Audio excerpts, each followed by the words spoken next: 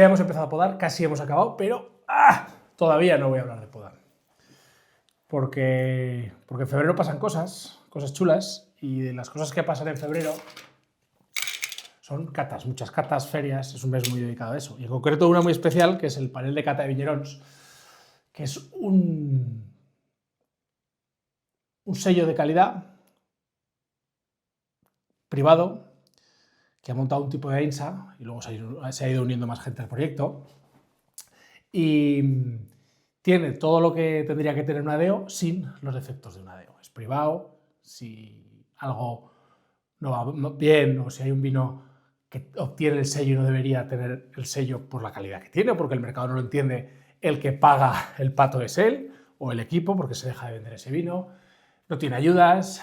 Bueno, en general lo privado, en general no, siempre lo privado supera a lo público y esto no iba a ser menos. El caso es que esto es un panel de cata en el que llevo participando como jurado muchos años. El año pasado no participé porque fui bodeguero con Casa Vinícola Molineas, presenté vinos, pero este año se hizo una segunda vuelta del panel y fue una especie de homenaje por los 10 años y me invitaron y fue una suerte volver a catar con esa gente que aprecio tanto, a pasármelo también y sobre todo a aprender y a escuchar, porque a mí ese panel me ha servido de mucho para entender que lo que buscamos y hacemos desde el lado de las bodegas, lo que creemos que al que está al otro lado le gusta, no siempre es así. Y durante todos estos años escuchar a sumilleres, distribuidores, vendedores, wine lovers o disfrutones, otros enólogos, por supuesto, gente más técnica con WSET 4, 5, 2, 3, todo tipo de perfiles, me ha ayudado a entender mucho de qué es lo que gusta, qué es lo que se busca y de qué es lo que se puede y no se puede hacer en el vino o qué es lo que se debe y lo que no se debe hacer en el vino. Entonces, en lugar de enseñaros lo de la poda hoy, no voy a hablar yo. Les he hecho unas brevísimas entrevistas a las personas que estuvieron conmigo catando y os van a contar ellos de forma muy resumida por qué un vino se vende o no se vende. Juanma Gonzalvo, un enólogo también conocido como experto en vinos, que lleva tropecientos años y tropecientas bodegas y proyectos, un tío con una capacidad de carga increíble, se ha hecho toda la espalda y hace de todas las bodegas y elabora con mucha precisión, además siempre proyectos con mucho calado social, en cooperativas, un tío súper generoso. El segundo es Paco Oros, Francisco Oros, un amante del vino, pero muy pulcro, muy técnico. Decía otro de los que he hablado con él, que es un tío con corbata que adivina vinos por cómo suena el corcho al salir de la botella, y es una definición muy buena. Está Jorge Orte, que es un diploma, WSET nivel 4 y formador de muchísimos WSET, y un tío que cata con una precisión absoluta. Es como estar como que te pongan una brújula y un GPS a la hora de catar. Te dice, esto está así, este nivel de amargor, de tanino, está alto, está bajo, se parece a vinos de esta zona del mundo, de este estilo. Es una maravilla, es como dar un paseo por el IKEA sabiendo dónde están las cosas. Increíble. Por cierto, si os queréis sacar el nivel 2 o el 3, su web es Grape Bebop, y es un formador increíble en Zaragoza. Me gustaba Marta Tornos, una periodista y una chica que lleva comunicación de bodegas y exportación de algunas bodegas, que es la personificación del equilibrio entre la precisión y el cariño. Es una tía súper maja, que cata súper bien y tiene esa parte más femenina de cariño, de aprecio por los proyectos, que a veces a los hombres o a algunos de los hombres nos falla, pero con una visión muy clara de qué es lo que funciona, qué es lo que no, cómo hay que vender las cosas. El siguiente es Guille Cárcamo, sumiller de una estrella Michelin muy cercano a nosotros porque es el que está en AINSA, el Cañizo, pero es un sumiller con un criterio muy claro, que tiene presente qué es lo que le gusta a él, pero la capacidad de entender muy rápido qué es lo que le gusta y qué es lo que va a potenciar el disfrute del que tiene enfrente. Entiendo que eso es el trabajo, o gran parte del trabajo de un sumiller. Y a la hora de catar con él, te das cuenta como, aunque sean vinos que no son de lo suyo, enseguida ve ese punto de para dónde o hacia dónde o cómo hay que orientarlo. Me estoy dejando gente. Aquí estaba Javita, y luego estaba Pascual, Juanma. Ah, coño, y Pascual Drake. Y Pascual Drake, que es un tío que tiene un newsletter, que se llama un club de vinos, más bien, pasa que lo vende a través de un newsletter. El newsletter es casi mejor que el club de vinos, el club de vinos está de puta madre, se llama Descorchify, y ve muchas bodegas, debe hacer, no sé, debe vender 200, 300 vinos distintos al año y siempre rota. Por lo tanto, tiene muy clara las disonancias entre lo que el público o una parte del público busca y lo que los enólogos engolados, que es como él nos llama los flipados, tenemos en la cabeza. Muy interesante también de escuchar. Eso es lo que hay. Si eres bodeguero, si haces vino, hay muchísimo valor ahí. Y si te gusta el vino, también. Porque entender a la otra parte, a los que estamos aquí, ver qué es en lo que fallamos, ayuda a disfrutar, a empatizar más con los proyectos y por lo tanto a disfrutarlos más. Me callo. El fallo típico, el defecto típico de un vino de España. El que más a menudo te encuentras. Pues hay una parte de mal momento de vendimia, de elegir mal el momento de vendimia, por tarde o por pronto, pero por tarde sería mayormente. Y hay un segundo intento, que es que yo he visto que cuando quieren subir de nivel los vinos le utilizan mucho la madera, y el uso de la madera es muy complicado. Tiene que ser en una dosis, con unas condiciones muy determinadas y con vinos muy determinados, y no todos los vinos admiten la crianza en madera. Entonces he visto utilizar madera para decir subo de nivel mi vino y cargarte un poco las características que podría tener intrínsecas iniciales. ¿Qué cosas en comunes crees que tienen los grandes vinos? Y me refiero a los vinos que triunfan, los vinos que se hacen apetecibles, sexys. Vale. Yo siempre he pensado que el sentido que marca tu gusto, el que te guste o no te guste un vino, es el tacto. Entonces, un vino que tenga sedosidad, suavidad, que pase, digamos, coherentemente por tu boca, ese es el vino que es superior a los demás. Aromáticamente puede ser un vino superior, pero como en boca no tenga ese tacto bueno, es lo que yo siempre he visto en los vinos que he probado de altísimo nivel, que son buenos, la diferencia la marcaba el tacto. Súper de acuerdo. Y la última, dime un vino que te la haya puesto durísimo en el último año. Vale, probamos un vino de Pepe Mendoza, de Alicante, de Giró, que se llamaba Giró d'Aubergues o algo así. Me pareció fino, sutil, el tacto perfecto, largo, y además me sorprendió porque yo había probado algún otro vino de esa zona de Giró, pero este se sube al máximo nivel. Muchas gracias, tío. Paco, Todo. lo que no te gusta de mí como elaborador. Por si lo dudabas. Hace ya muchos años que nos conocemos, pero no. La verdad es que lo que más me gusta es el nuevo proyecto que tienes, me parece chulo. No. Lo que no. No me hagas trampas. ¿Quieres lo que no? Lo que no te gusta. ¿Quieres lo que no? Lo que yo te lo diré luego, sí. Hombre, eres un poco radical para algunas cosas, pero bueno, el mercado es el que va por allí, pues habrá que aceptarlo. ¿Qué tienen, en tu opinión, los proyectos que trascienden, que se hacen grandes, que conectan, que se hacen de referencia? ¿Qué tienen en común?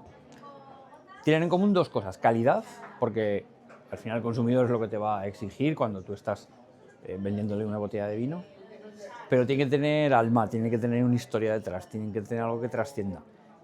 Para alguien como yo, que me gustan las historias, me gusta escucharlas y me gusta narrarlas, contarlas y escribirlas, pues que haya algo detrás, no solo la manera de elaborar el vino, sí que es algo verdaderamente apasionante. ¿El defecto tiene cabida en un gran vino? ¿Es parte de la personalidad o siempre resta? Para mí siempre resta.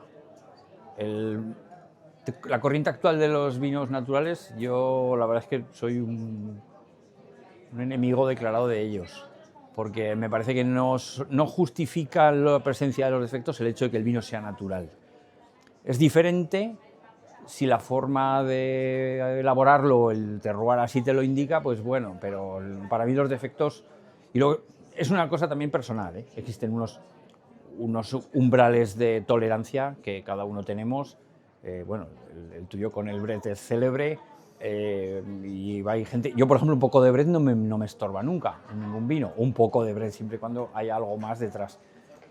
Defectos yo creo que depende un poco también de cada uno, cuánto eres capaz de tolerar y siempre y cuando aporte y no eclipse el resto del vino. Hay cualquier proyecto puede convertirse en un proyecto de referencia, en un gran vino, o hay unos condicionantes sin los cuales no se puede triunfar. La geografía hace mucho y la calidad, como he dicho antes, también, pero la geografía influye mucho. No es lo mismo nacer en Nueva York que nacer en Nueva Delhi. No es lo mismo tener las viñas en Borgoña que tenerlas en, yo qué sé, pues en otro sitio. Entonces, yo creo que eso tiene un extra de posibilidades de éxito, pero a su vez también tiene un punto añadido de responsabilidad, de autoexigencia. Si naces en Borgoña y tienes una viña en Borgoña, pues tienes que luchar con los más grandes, tienes que ir a la Champions de los vinos. ¿Qué es para ti un vino de calidad? La calidad la tienes que entender, por un lado, la ausencia de defectos, y por otro lado, que te proporcione la suficiente satisfacción a la hora de catarlo o de beberlo, acorde a lo que pagas por él. No todo el mundo está dispuesto a pagar un dineral por la exclusividad de que solo hago 100 botellas. Tendrás que ponerlo todo en su justa medida. Y bueno, el mercado es amplio, ¿eh? Ahí me creo que hay mercado para todos. ¿Cuánto pesa el relato, el contexto en la calidad? ¿O es solo lo que hay dentro de la botella? La calidad para mí está dentro de la botella. Pero el relato te aporta ese intangible, te aporta ese punto extra, eso no mensurable, esa curiosidad que dices, es que tengo que probarlo porque es que tiene una historia tan bonita detrás que lo tengo que probar. Luego me lo tienes que transformar en algo que me apasione cuando yo lo tenga en la copa. Y si es así, pues tendrás mi fidelidad eterna. Qué vida, la última. El último vino que te la ha puesto yo. El último vino. Pues tampoco es el vino más caro. Es un Cremant de Alsacia. No era un vino de un dineral, era un vino tremendamente agradable. Era un vino. ¿Por qué te emocionó tanto? Pues en parte por desconocimiento, porque piensas que todo es cava o champán y encuentras que hay, pues como aquí, pequeños productores que hacen cosas muy bien y que te dan mucha satisfacción por lo que te cuestan, ¿no? Y sobre todo bueno, también influye mucho, evidentemente, con quién, cuándo y dónde lo disfrutas, porque los vinos no saben igual. No saben igual tomarlos solo debajo de una luz blanca, catándolo analíticamente como un científico, que no en un entorno, en un lugar en el que hay más cosas, hay un valor emocional añadido. Eso, pues la verdad es que es complicado meterlo en la botella, los elaboradores lo tenéis más complicado, pero eso lo tenemos que aprender a disfrutar cada consumidor. Gracias a ti. A ti, genial. ¿Cuánto importan los puntos a la hora de vender un vino en España? Pues depende, yo te diría que depende del mercado. Hay mercados que es muy importante, que es un criterio para poder entrar, como me puede pasar con Ontario, que se me está resistiendo un poquito. Para países nórdicos también, a la hora de lanzar los tender. Entonces, yo te diría que depende del mercado. No es un criterio imprescindible, pero depende del mercado. ¿Y se puede hacer una estrategia comercial sin pensar en los puntos o hay que pasar por los puntos? Por supuesto. Yo te puedo decir que todos estos años he estado vendiendo sin puntos. Hemos estado muchos años con las diferentes bodegas con las que trabajo, vendiendo sin puntos y se puede vender sin puntos sin lugar a dudas, pero tienes que tener unos vinos únicos, con una presentación, con un storytelling, con una calidad que sea única. ¿Qué es un vino único? Que es un vino único, un vino diferente con una personalidad propia, que tengas algo que contar de él que no lo tienen los demás, un vino que emocione. Y esa parte que tienes que contar que no tienen los demás, ¿viene de la viña, viene de la bodega o viene de la familia? Puede ser un mix, yo te diría que puede ser un mix y puedes construir una historia bonita, pero tiene que estar respaldada detrás. ¿Qué tendría que hacer una bodega para tener éxito exportando hoy? En pocas palabras. Pues yo creo que te lo he dicho antes, construir una historia única, pero que no tiene que ser humo, ¿eh? Tienes que contar algo del viñedo, de la uva, de la familia. Yo creo que es importante personas, elaboración, lugar del que procede. ¿Es buen momento para hacer vino artesano o vino pequeño en España hoy en día? Sin lugar a dudas, sí. ¿Y para venderlo? También. Siempre lo digo, o lo barato o lo caro o único, por decirlo de alguna manera. Lo barato vas a competir al céntimo y lo único pues tienes más fuerza y más sostenibilidad en el tiempo. ¿Qué es lo que más valora un importador de un vino español? Bueno, estarán los que vayan al precio, al céntimo, pero te sustituirán al año siguiente y eso da igual. Lo que buscan sin lugar a dudas son, me vuelvo a repetir, vinos únicos y con una calidad única, que los puedan defender sin lugar a dudas. Estoy muy de acuerdo. La última pregunta. El último vino que te ha puesto la piel de gallina. El último vino nacional, internacional. ¿Qué se te ocurre? Que digas, ese. Bueno, estaría mal si dijera mis vinos, mis... No, que da igual, estaría mal si dijera mis grillos, creo que son vinos muy, muy únicos, que los defiendo con una comodidad absoluta porque son únicos. Y pues mira, te voy a decir que Diaples Blanco, no porque seas tú, lo probé en Callizo, me gustó, me emocionó, hoy lo he vuelto a probar. Y te tengo que felicitar y es el que me ha venido a la cabeza tal cual, ¿eh? Me alegro enormemente de eso. Muchas gracias. A ti. ¿Qué consejo le darías a un bodeguero cualquiera de España para no fallar? Para no fallar, Para no fallar con el consejo, claro. pues que dedique el sueldo de 2 o 3 años en catar vinos de todo el mundo, en catar los vinos que alaba la crítica y que alaba el aficionado del mundo entero. Es decir, ¿crees que se cata poco? Creo que se cata poquísimo y además todo muy centrado. Como mucho se suele catar lo de la bodega de al lado y el mundo es muy grande y somos una gota de agua dentro de él. ¿Cuál crees que es el mayor pecado de un bodeguero con respecto a sus propios vinos? Con respecto a sus propios vinos, muchas veces yo creo que es el enamorarte de lo que haces. Es como criticar a tu propio hijo, no puedes. Aunque sepas que tiene algún defecto, amas ese defecto que tiene tu hijo, pero el problema es que a lo mejor el resto del mundo no. Esto es un poco como cuando tienes un hijo y empiezas a enseñarle fotos a todo el mundo, que todo el mundo dice, ¿qué plasta es este tío? Pero para ti es lo más maravilloso del mundo. El problema es que no eres capaz de verlo desde los ojos de los demás. Necesitas exponerte de un modo u otro a la vista ajena. ¿Se puede ganar se puede ganar pasta haciendo vino, en tu opinión?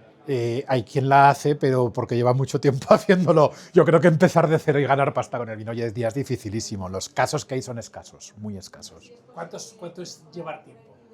¿2 años? Cuando yo te hablo exactamente de bodegas que llevan ya 100 años o varias décadas, que están muy establecidas y lo tienen todo mucho más fácil. Decía un jefe mío, dice que esto del vino es muy fácil, solo necesitas 100 años.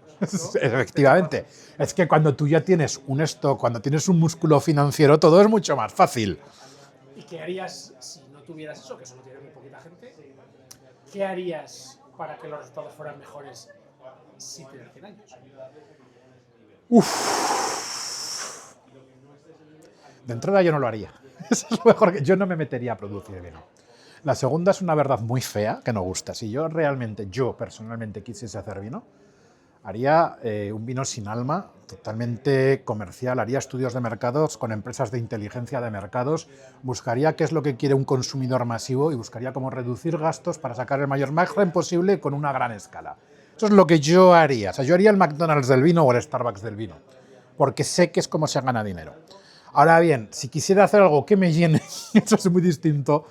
Realmente lo que buscaría es un tipo de proyecto muy pequeño, de mercado muy de nicho, súper especializado, muy concepto slow food, proximidad y autenticidad, porque es el otro sitio donde se puede capturar valor y encima disfrutar haciéndolo. Venga, dos, me quedan. ¿Qué es para ti un vino de paisaje? Un vino de paisaje es un vino que captura no solo los factores naturales, porque por supuesto el paisaje te puede hablar de cómo es el clima, cómo es el suelo, sino también te tiene que estar hablando de lo que es el paisaje humano, que es un concepto que no siempre se entiende, que es la tradición. Y la tradición es un concepto muy complicado, porque la tradición no es un concepto fijo en el tiempo, es un concepto que va mutando. Muy de acuerdo. Dime el último vino que te la has puesto bien. Yo qué sé, no me acuerdo. Seguro que te acuerdas, seguro que te acuerdas. Ostras, el último vino que Pero no hace me... falta que sea el último, uno que te venga a la cabeza, que te haya puesto muy dura. Llevo una temporada en la que no experimento demasiado. Es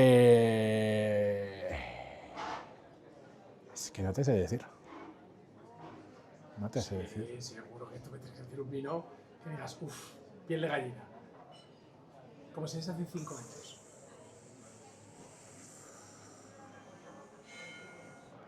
Puede que fuese un Oporto de Ramos Pinto, el vintage quizá, que estaba ya un poco madurito, pero que ya hace un tiempo de eso. Vale, gracias, tío. ¿Por qué se vende un vino, Pascual? Wow, porque la etiqueta es bonita y porque la peña cuando... Hostia, estás chunga, tío, así directamente, tío. Porque la etiqueta es bonita, es muy importante, el nombre mola y cuando la peña lo prueba dice, joder, esto más o menos vale lo que he pagado. ¿Cuánto influye la calidad dentro de la botella en la satisfacción final de un vino? Menos de lo que la gente piensa. O sea, influye, evidentemente, pero o sea, el vino tiene que estar bueno. Lo que pasa es que la calidad media del vino en España ha subido mucho y ya no es diferencial. O sea, que un vino esté bueno es relativamente, no voy a decir fácil, pero es mucho más fácil que hace 20 años. Entonces influye, pero no tanto como la mayoría de los distribuidores y elaboradores piensan. Que tienen los proyectos de referencia, los proyectos que molan, los proyectos que marcan tendencia, que les hace conseguir eso. Capacidad de marketing y distribución.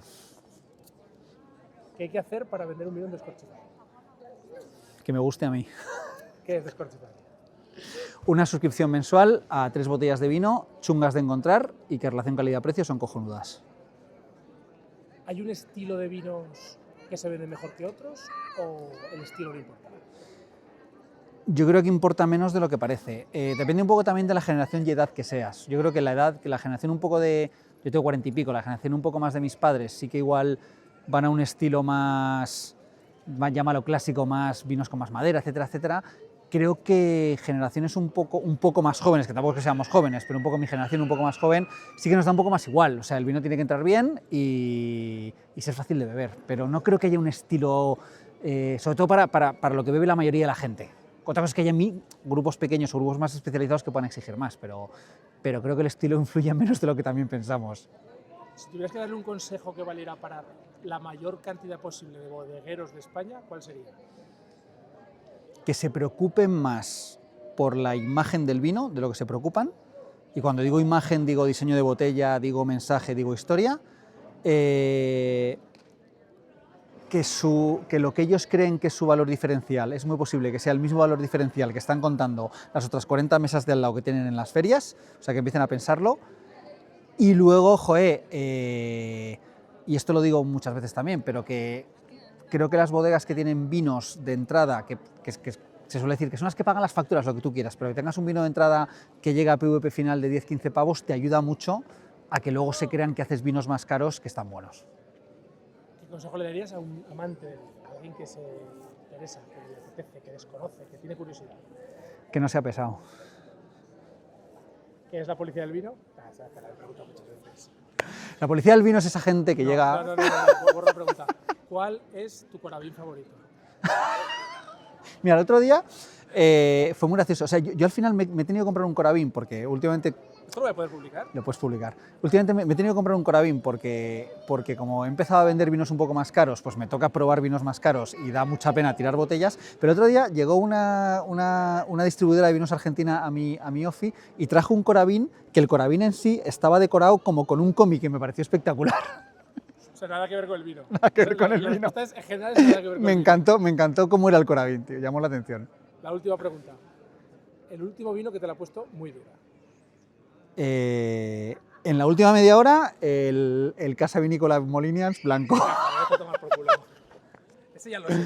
Pues mira, no, pero fuera de coña, el blanco de Molinians me encanta, que lo hemos bebido ahora. Mira, esta semana, que además esta semana he catado muchos vinos, o he bebido muchos vinos, ha habido uno de Toro que se llama Siesto, que me ha gustado mucho. Pero mucho de decir, o sea, que me he parado, que he llamado al tío a decirle, tío, enhorabuena porque esto mola un montón. ¿Y en ese vino qué porcentaje hay de lo de fuera de la botella versus lo de dentro? Hay un mix. O sea, la botella me llamó mucho la atención, o sea, tenía una etiqueta muy chula, encima venía con una malla tal. ¿Sabes qué me pasa? Que muchas veces muchas veces no, siempre que me llega una botella muy molona, que sea la primera vez que la veo, o sea, que no es conocida, como que rezo para que el vino me guste. O sea, cuando veo que la historia me mola, ya como que me entran ganas de contar esa historia y digo, por favor que ese vino me mole. O sea, yo ya voy como muy predispuesto, cosa que creo que le pasa a todo el mundo, ¿vale? Estás como más predispuesto. Espera, déjame acabar que te veo con ganas de preguntar. Estás como más predispuesto.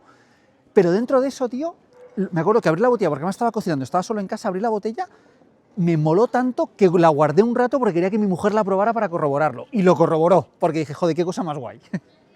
Entonces, ¿tener altas expectativas mejora la experiencia? Sí. Mi experiencia es que sí. O sea, si un vino te entra por la historia, por la etiqueta y por la botella, estás más predispuesto a que te guste. Gracias, tío. ¿Sabes una cosa? Mi hija piensa que tu nombre es falso. Esto lo voy a publicar, pero es lo que hace que un cliente que va al Callizo flipe con un vino. Vale. Hay varios... el vino en el Callizo tiene una evolución que son diferentes partes que son muy importantes todas. Entonces, la primera es la elección de la copa. Un momento de poner una copa bonita que pueda llamar la atención. 2 es el momento de la etiqueta. Cuando digo el momento de la etiqueta es ese momento en el que tú enseñas, se van a fijar en el lacre, se van a fijar en la etiqueta, en todo. 3, momento de la apertura, que es un ritual, una parte de ritual. Y 4, el primer golpe. Ese primer momento es cuando ¡wow! Y entonces lo prueban y ya te dicen fantástico, pero es como un ritual, no solo se basa en la parte final, sino en el momento copa, botella, prueba, es un conjunto de las 3 cosas. ¿Qué tiene que hacer un vino para enamorar al sommelier de una estrella Michelin?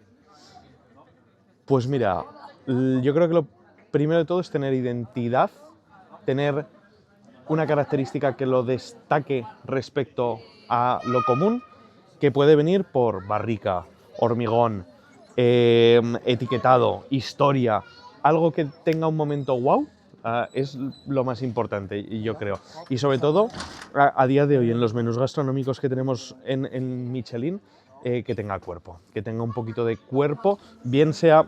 Cuerpo me refiero a que tenga un nivel medio alto de acidez para aguantar comida o que tenga un nivel alto de tanicidad o de carácter para aguantar también la comida. ¿Cuánto crees que la historia, el contexto de un vino permea en el disfrute del cliente? Pues mira, ahí sí que puede ser un poco tópico, pero cada cliente es un mundo. Hay clientes que les importa mucho saber el origen del vino y hay clientes que no les importa tanto.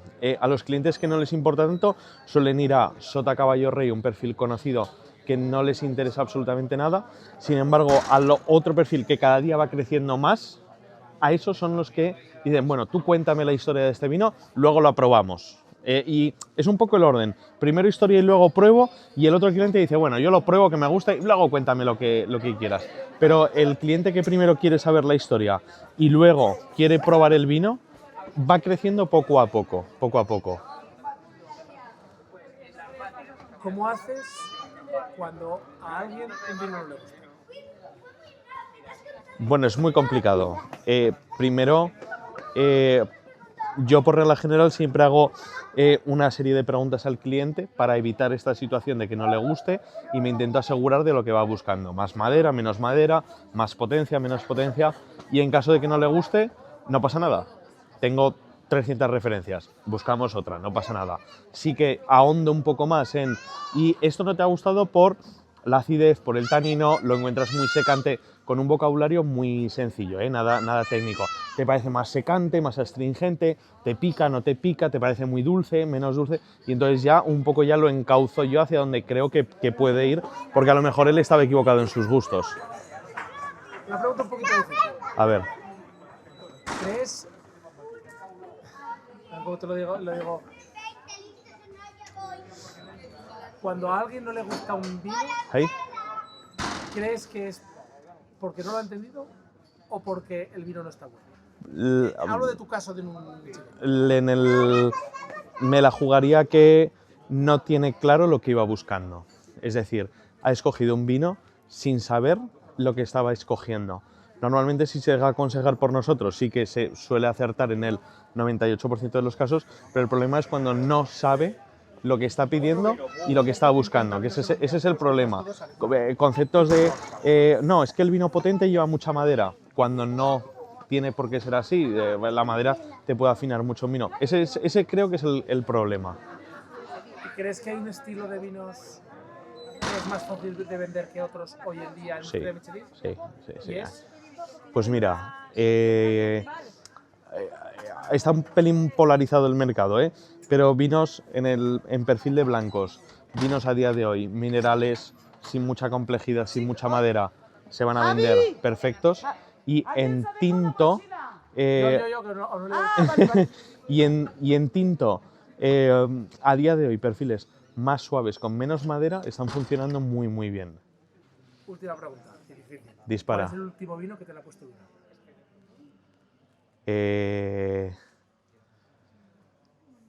Pues, ¿vale champán? Pues mira, hace un mes, más o menos, después de un día de esquiar, una botella de la Viuda Clicquot, que hacía mucho que no lo tomaba, que tenía muchas ganas de volver a probar y me pareció que estaba muy, muy bien. Oye, eso es como consumidor y como recomendador de vinos, ¿cuál es el último vino que te ha llegado, que te han llamado, una bodega que te haya buscado, que digas, joder, esto lo quiero tener en mi carta? Que te ha alucinado un poco. ¿De bodegas te refieres? Sí, un proyecto, un vino, algo que digas, hostia, esto no contaba con ello, porque no como tú como consumidor, sino como persona que recomienda vinos a otros. El último que dices, esto quiero contárselo a alguien. Pues mira, lo último que te puedo contar en exclusiva, que lo vamos a tener para Callizo, en una visita rutinaria a Libre y Salvaje, que es una bodega en la de Cariñena, estábamos catando barricas, ánforas, estuvimos allí 3 horas y al final me ofreció un descarte, que era una barrica de Moscatel, de hace 5 años, que la habían metido en la barrica, una barrica de 500 litros, barrica italiana, que la habían dejado a 3/4 y que había hecho una crianza oxidativa. Y eso ha sido lo último que me ha volado la cabeza, que tal como lo probé, me lo quedé todo para mí. O sea, algo imposible de repetir para nadie que quiera ir a Callizo. Correcto. Oye, tío, Defiendo el monopolio como forma de negocio, lo defiendo. muchísimas gracias. A ti, Nico.